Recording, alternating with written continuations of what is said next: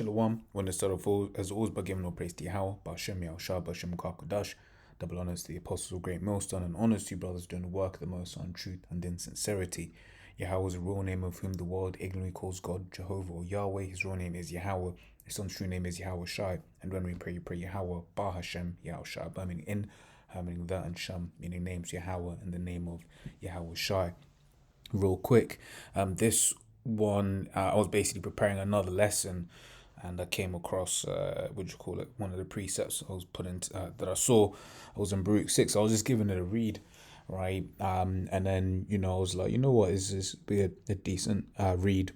So it's mainly going to be in Baruch 6, just reading through it. I see where the Spirit leads, any precepts that come up, but it's just this idea once again that there is only Yahawah, right? All of these different heathens gods, right? All of their different idols, right? They're going to come to naught in these last days, right? And in fact, everything that the Lord is about to do for us, right, is going to be a testament to that, right?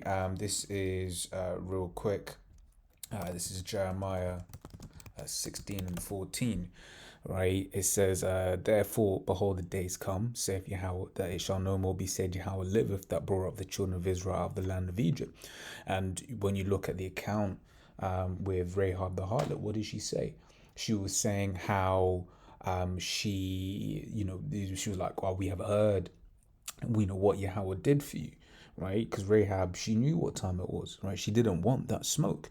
Okay, so the the spirit that was in her, she's like, look, man, I don't want that smoke. I know what the Lord can do, right, and has done for you, right? So looking at what the Lord is about to do, so I was about to say, right, it says Jeremiah 16 and 15, but Yahawah liveth, that brought up the children of Israel from the land of the north, right? That's referring to America, right? So America is geographically in the north, right? So it says, and from all the lands whither he had driven them, because Israel is scattered. So now bring them again into their land that I gave unto their fathers. So the people, we're going to go into our land, the land of Israel, by way of being carried in there by spiritual intervention, right? So and one more on this point about how basically the Lord is basically going to re-magnify his name and remind the people, right, exactly who he is, which is why it's important for us to go out there and to say, this is, Yahawah, right? Yahawah did it, right? This is, or rather, Yahawah's about to do it. Yahawah, why Yahawah Shai, right? Yahawah being the name of the Father, Yahawah Shai being the name of the Son, right? So that when these things happen, when these things come to pass, and lo, it will come. This is Ezekiel 33. It says, when this cometh to pass, lo, it will come, then shall they know that a prophet hath been among them. Right? One of the things they're going to want to know is, and for instance, that's why you had, the story of Moses being, in the manner that it was. Because Moses, he went up to Pharaoh several times, right? You speak in the word of the Lord, saying, yo, look, let my people go, right? And the Lord, the Lord, Yahawah used his servant Moses, right, who is King David, if you can receive it, to basically perform several miracles up in and bring several plagues up into ancient Egypt, right? Just to really bring that name of like, no, this is Yahawah doing this, right?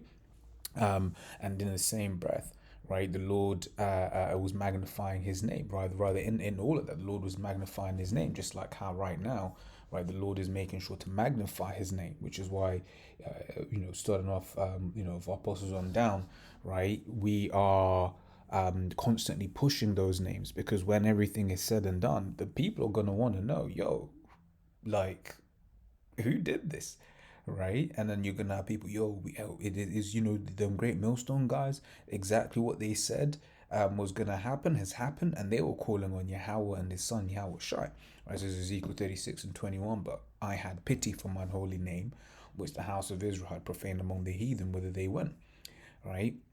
Therefore say unto the house of Israel, thus saith the Lord power, I do not this for your sakes, O house of Israel, but for mine holy name's sake, which ye have profaned among the heathen whither ye went. Right. So once again, just reiterating that point that the Lord is doing this for, not for our sakes, right? The Lord is doing it to magnify his name, right? Because we know Yahweh's there, right? Right, but the Lord has, to the eyes of these people, quote unquote, been hiding, right? Um, Once again, we know that not to be the case. This is Isaiah 45:15. Verily, thou art a power that hidest thyself, O God of Israel, the Savior. Right?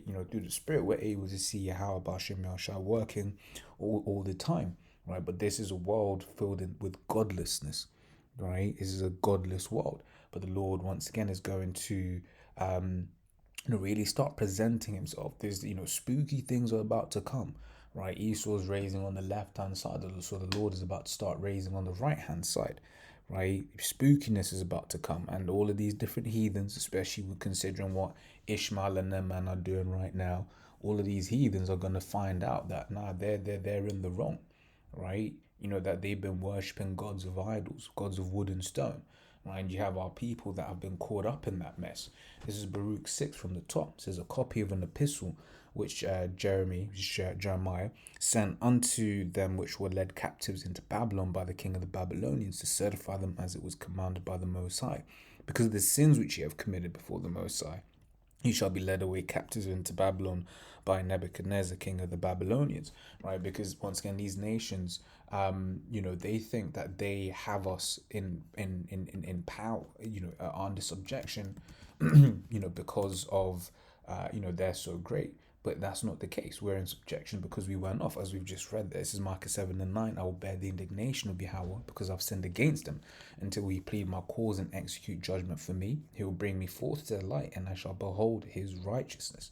Right, and one more on that. This is Amos 3, and it's not 7, but Amos 3 and 2 is what I want, most likely. It says, you only have unknown of all the families of the earth, therefore I'll punish you for all your iniquities. Right, so because Yahweh Hashem Yahshua is dealing with us, he has punished us. Right, he's basically like, look, man, y'all have been, going off. Right, we were given the law, statutes, and commandments, and we was given the options of blessings and the options of curses. Right, we read Deuteronomy the 28th chapter. Right, but because it was written this way, it was written such that we would go off. Right, therefore we have ended up in this predicament that we are in. It says back in Baruch 6 and 3 now, right? It says, so when ye be come in unto Babylon, ye shall remain there for many years and for a long season, namely 7 generations, and after that I will bring you away peaceably from thence. It says, now shall ye see in Babylon gods of silver and of gold and of wood borne upon shoulders, which cause the nations to fear. Beware therefore that ye in no wise be like to strangers, neither be afraid of them when ye see the multitude before them and behind them worshipping them. Right? And that's one of the curses, right? In Deuteronomy says, and in these different captivities, right, that we would end up worshipping these gods of wood and stone. Right? You see JB doing that right now. Right, whether it be carvings of Cesare Borgia, right, or whether it be the Kaaba stone out there at Mecca, right, or whatever it is, but ultimately they're not worshiping Yahweh Hashem Yahushai, right? So the Lord was basically saying, don't be like these strangers, don't be like these heathens that you're round about. Okay, it says verse 6 says, but say in your hearts, O Lord, we must worship thee, right, through the Spirit. That's what the Lord has reawakened us, right? Those of us that the Lord has had mercy on to be in this truth, to see this truth, to receive this truth, right? Is we can see, rather, we've come back to worshiping Yahweh, right? Because we were in our different capacities, we were worshiping the wicked gods of this kingdom, right? Whether it be named gods or certain ideologies that basically go back to witchcraft or whatever it is, right? Or rather, just to summarize, back to the left hand side. Verse 7, for mine angels with you, and I myself caring for your souls. As for their tongue, it is polished by the workman, and they themselves are gilded, what's this word? Covered thinly with gold leaf or gold paint, right? So Gilded, right? It says, and laid over with silver, yet are they but false and cannot speak, right? It says, and taken gold, as if it were for a virgin that loveth to go gay, they make crowns for the heads of their gods, right? Sometimes also the priests convey from their gods gold and silver and bestow upon themselves, right? It says, yet they will give thereof to the common harlots, right, and deck them as men with garments, right, being gods of silver and gods of gold and wood, right? Yet cannot these gods save themselves from rust and moth, right? Though they be covered with purple raiment, right? It's basically mocking us. Like, look, you're trying to be a god, right? And you're rusting, all right? It says they wipe their faces because of the dust of the temple when there is much upon them, right? Basically, meaning they got to be constantly, taken care of, right? It says, and he that cannot put to death one that offendeth him holdeth a scepter, as though he were a judge. It says, and he that cannot put to death one that offendeth him holdeth a scepter, as though he were a judge of the country. Because that's the thing, man. With Yahweh, and Yahweh Bashem Yahweh Shai, scriptures to speak about how the Lord is long suffering, right, and sentenced against him evil works, not executed speedily, right. But hey, if the Most High sanctions you to die, that is it, right? There's no discharging, or yeah, the Lord may use someone with a to with a guy drive by and what do they call it, stray bullet or whatever. Yeah, the Lord may do it that way, right? But the Lord is very creative, right? Look at the way He killed Antiochus, right, Antiochus, right, and but how worms started basically eating him. Okay, and what was I gonna get? Ah, This is Psalm 68 and 20. He that is our God is the God of salvation, and unto the Most High, the Lord, belong the issues from death. Okay, and that's what's up, right? The issues of salvation, belong unto, it's rather the issues of life and death belongeth to Yahweh Shem Yahushai, right? Is you can also read that in Ecclesiastes, the 8th chapter, right? First Samuel's the 2nd chapter, right? The Most High raiseth up, right, and He bringeth down to the ground. It says he, verse Baruch 6:15 says, he hath also in his right hand a dagger and an axe, but cannot deliver himself from war and thieves, whereby they are known not to be gods, therefore fear them not, right? Because for instance, you got our people that be fearing, for instance, you look at Ephraim, right? What does the scripture say of Ephraim, right? Real quick, this is Hosea 4:17. Ephraim is joined to idols, let him alone, right? So Ephraim's gonna do what Ephraim gonna do, right? They gonna be joining onto them idols, and you see it. The Latin tribes be all with them idols, man, right? That Cesare Borgia, right? With in that stupid pose, man, right? All in the house, whether it's a portrait, whether it's a statuette, right? Just there, and they'll fear it. They'll look at it and they'll fear it, right? But these times they won't fear, the real, the real power, which is Yahawah, right, and His Son Yahweh Shai. Baruch 6:18 says, as the doors are made sure on every side upon him that offendeth the king, as being committed to suffer death, even so the priests make fast their temples with doors, with locks and bars, lest their goods be spoiled by robbers. It says they light them candles, yea, more than for themselves, whereof they cannot see. They are as one of the beams of the temple, yet they say their hearts are gnawed upon by things creeping out of the earth. And when they eat them, their clothes, they feel it not. It says their faces are black through the smoke that cometh out of the temple. Upon their bodies and heads sit bats, swallows, and birds, and the cats also. By this ye may know that they are no gods, therefore fear them not. Right, notwithstanding the gold that is about them to make them beautiful, except they wipe the rust, they will not shine. For neither when they were molten did they feel it.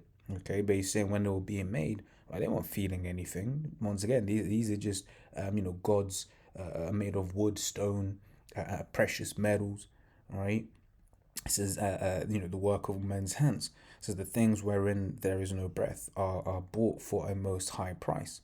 They are borne upon shoulders, having no feet, whereby they declare unto them that they be nothing worth. So they needs to be carried, right? And this chapter reminds me of Jeremiah the 10th chapter, right, speaking about the Christmas tree, okay, where basis they needs to be born, for example, they need to be carried, because there was a lot of law, LORE, around the Christmas tree, Nimrod, Semiramis, and Tammuz. If you don't give a present, then bad things are gonna happen to you. That's superstition, right? It says they also that serve them are ashamed, for if they fall to the ground at any time, they cannot rise up again of themselves, right? Neither if one set them upright can they move of themselves. Neither if they be bowed down can they make themselves straight, right? But they set gifts before them as unto dead men, right? And as for the things that are sacrificed unto them, right, their priests sell and abuse. In like manner, their wives lay up part thereof in salt, but unto the poor and impotent they give nothing of it. Right, menstruous women and women in childbed eat their sacrifices. By these things ye may know that there are no gods, and fear them not. And how many times has that been repeated? Right, if you don't fear these, these idols, right? Don't fear them, right? For how can they be called gods? Because women set meat before the gods of silver and gold and wood, and the priests sit in their temples, having their clothes rent and their heads and beards shaven, and nothing upon their heads. They roar and cry before their gods, right, as men do at the feast when one is dead. The priests also take off their garments, clothe their wives and children, whether it be evil that one doeth unto them or good, they are not able to recompense. Yeah, if you went and let's say you went to someone's house and they had a bloody Cesare statue and you slapped it, right, or Buddha statue and you slapped it, right, it ain't gonna do anything to you. It can't come back and do anything to you. It's just an idol. Okay. It says they are not able to recompense it. They can neither set up a king nor put him down, right? And I believe that we read that, or rather we were near that. Actually, no, I got completely confused. This is Daniel 2:21, and he changeth the times and the seasons. He removeth kings and setteth up kings. He giveth wisdom unto the wise and knowledge to them that know understanding. Right, and that once again, that is Yahawah. Right, verse 35. In fact, what precepts do we have here? Oh yeah. Verse 35 says, in like manner they can neither give riches nor money, though a man make a vow unto them and keep it not, they will not require it. All right. Ecclesiastes. Whoops. Ecclesiastes 5 and 4. A few more verses, and then I just got a couple of precepts. Oh yeah. A couple of precepts left over. It says, verse 36 says, they can save no man from death, neither deliver the weak from mighty. Right. Let's see this precept. This is Deuteronomy 32:39. It says, see now that I, even I am he, and there is no God with me. Right? I kill and I make alive. I wound and I heal. Neither is there any that can deliver out of my hand. Right? So when the Most High punches your number, your proverbial number, then that's it. Right? That's it. The Lord requires you. Right? But these idols, they can't save one. Because that's let's be real. Right? The Most High is going to jack people up for worshiping these idols. How about idols? Right? How about that? Verse 37, they cannot restore a blind man to his sight, nor help any man in his distress. When you look at when Yahawah was performing all of those miracles, what was one of the things he always asked was like, do you believe? Do you believe? Do you believe? Right? Do you have faith? Right? That this can happen. Faith in Yahawah. Verse 38 says, they can show no mercy to the widow, nor do good to the fatherless. Their gods of wood and which are overlaid with gold and silver are like the stones that be hewn out of the mountain. They that worship them shall be confounded. Right? So, it goes on, but let me grab a few more precepts and then close it out. This is not Psalms 96, 4 and 5. So 4, 5, and 6. So, for Yahawah is great and greatly to be praised. He is to be feared above all gods. For all the gods of the nations are idols, but Yahawah made the heavens. Honor and majesty are before him. Strength and beauty are in his sanctuary. Right? Isaiah 45 and 5 says, I am Yahawah, and there is none else. There is no God beside me. I girded thee, though thou hast not known me. Right? So you have Yahawah, and that's it. Right? Yahawah, but there ain't no other gods, man. Right? Once again, we're in that period of time when these Ishmaelites, right, are making sacrifices, if you want to use that word, to their gods, right? So they're God, right? But we know that they're off, right? And you have, once again, you have our people that take into that religion and get completely, they become more Muslim than the Ishmaelites them damn selves. Okay? And I'm not gonna read it, but this is, you read Bel and the Dragon. In fact, I'll read these three verses, I'd highlight them. Yeah, you read Bel and the Dragon, right? Because it's a similar story. Right, it's a a great story, it's a detective story, if you will, right? Has shown the wisdom of Daniel, right? Bel and the Dragon 140. Upon the seventh day, the king went to bewail Daniel.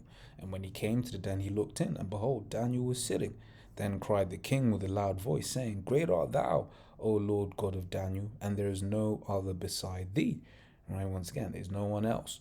Right, verse 42. And he drew him out and cast those that were the cause of his destruction into the den, and they were devoured in a moment before his face, right? So the Lord basically did a thing, performing a miracle, right?